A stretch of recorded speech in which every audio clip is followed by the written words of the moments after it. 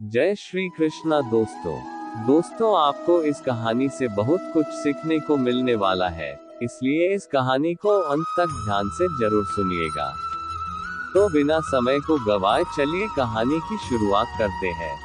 दोस्तों इस कहानी की शुरुआत होती है एक बिजनेसमैन से, जो अपने बिजनेस को लेकर काफी चिंता किया करता था कि क्या होगा आगे आने वाले कल में और कैसे काम आगे बढ़ेगा और उनके इस व्यवसाय को उनका बच्चा संभाल पाएगा या नहीं।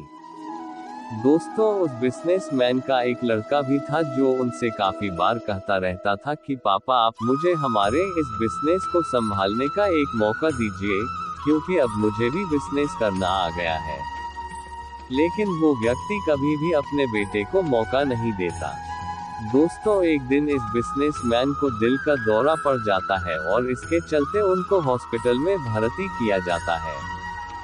जैसे ही ये खबर उनके बेटे को पता चलती है, उनका बेटा दौड़ करके हॉस्पिटल में पहुंचता है।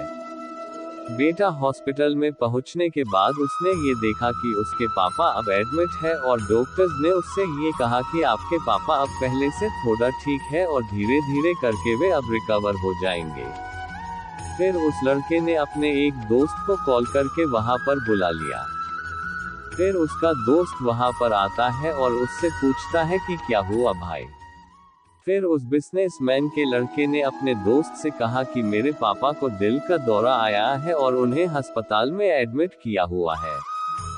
इसके बाद उस बिजनेसमैन का लड़का अपने दोस्त से कहता है कि चलना जरा बाहर चल के आ जाते हैं, बहुत देर हो गई है इधर। और फिर वो दोनों अस्पताल से बाहर चले जाते हैं।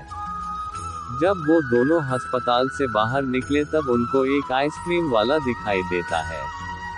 फिर उस बिजनेसमैन के लड़के ने अपने दोस्त से कहा है कि भाई आ जाओ आइसक्रीम खाते हैं। ये बात सुनकर उसका दोस्त थोड़ा चौंकता है और मन ही मन कहता है कि अरे ये क्या पागलपन है, पापा अंदर भर्ती है और ये यहाँ पर आइसक्रीम खाने की सोच रहा है। फिर उन दोनों ने आइसक्रीम खरीद ली और वे दोनों आइसक्रीम खाने लगे।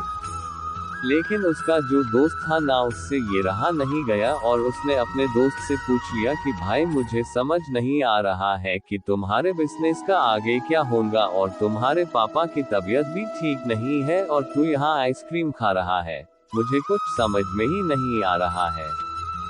फिर ये जो बिजनेसमैन का लड़का था ना, और उसने जो बात कही उससे आप ध्यान से सुनिएगा। उसने अपने मित्र से कहा कि मुझे ये मालूम है कि तू ये सोच रहा होगा कि मेरे पापा एडमिट है, यहाँ पर आइसक्रीम चल रही है, मुझे चल रहे हैं, पर ऐसा कुछ नहीं है। मैं भगवान श्री कृष्ण का बहुत बड़ा भक्त हूँ और उनकी दो बातें हमेशा अपनी जिंदगी में याद रखता हूँ। पहली बात जो हम सबको पता है कि काम करना है और फल की चिंता नहीं करनी है, इसलिए जो होगा देखा जाएगा। मैं सिर्फ अपने काम पर ही फोकस करूंगा और फिर बिजनेस भी अच्छा चलेगा। दूसरी बात, वो लड़का अपने दोस्त से कहता है कि मैं तुम्हें भगवान श्री कृष्ण की कहानी सुनाता हूँ, जो तुम्हें दूसरी बात क्या है वो अच्छी तरह से समझाएगी। भगवान श्री कृष्ण की जो पत्नी थी जिनका नाम रुक्मिणी था, उनको जब पहला बेटा हुआ था तो उसका नाम प्रद्युम्न रखा गया था। और प्रद्युम्न के जन्म के 10 दिन पश्चात ही प्रद्युम्न का अपहरण हो गया। प्रद्युम्न के अपहरण के कारण रुक्मिणी नाराज और उदास रहने लगी कि क्या हो गया है। भगवान श्री कृष्ण रुक्मिणी जी से कहते थे कि चिंता मत करो, क्योंकि प्रद्युम्न जहाँ पर भी होगा वहीं पर ठीक होगा। लेकिन इतना समझाने के बावजूद भी रुक्मिणी अपने बच्चे की चिंता में उदास और निराश रहती थी। और इस तरह चिंता करते करते रुक्मिणी जी के 18 साल बीत गए। 18 साल के बाद द्वारका में जब प्रद्युम्न की वापसी हुई और जब प्रद्युम्न द्वारका में वापस आए तो उनके साथ में उनकी पत्नी मायावती भी थी। अब समस्या ये थी कि मायावती की उम्र प्रद्युम्न से 20 साल ज्यादा थी।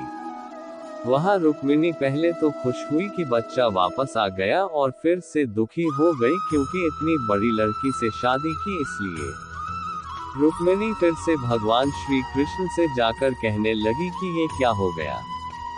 फिर भगवान श्री कृष्ण जी ने माँ रुक्मिणी जी से कहा कि जो हो गया है उसको स्वीकार कर लो और आगे बढ़ो और चिंता मत करो, लेकिन माँ रुक्मिणी ये कह रही थी कि बड़ी लड़की से शादी क्यों कर ली और यही लड़की मिली थी क्या, और इस बात को स्वीकार नहीं कर पा रही थी।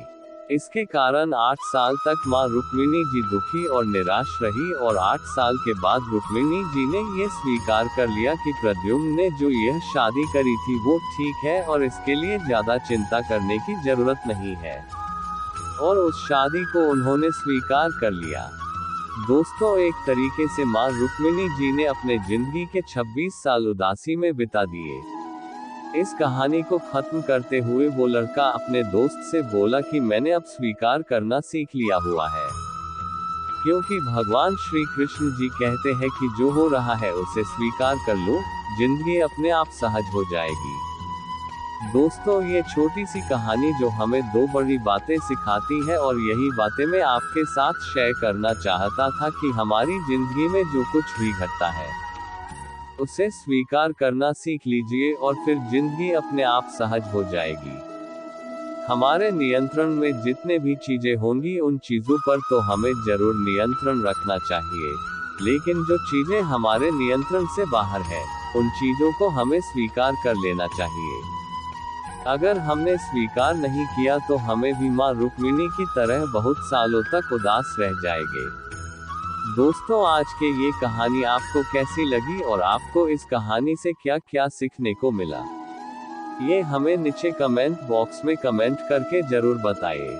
साथ ही अगर आपको श्री कृष्ण की ये कहानी पसंद आई होगी तो इस कहानी को अपने दोस्तों के साथ अवश्य शेयर कीजिएगा। धन्यवाद।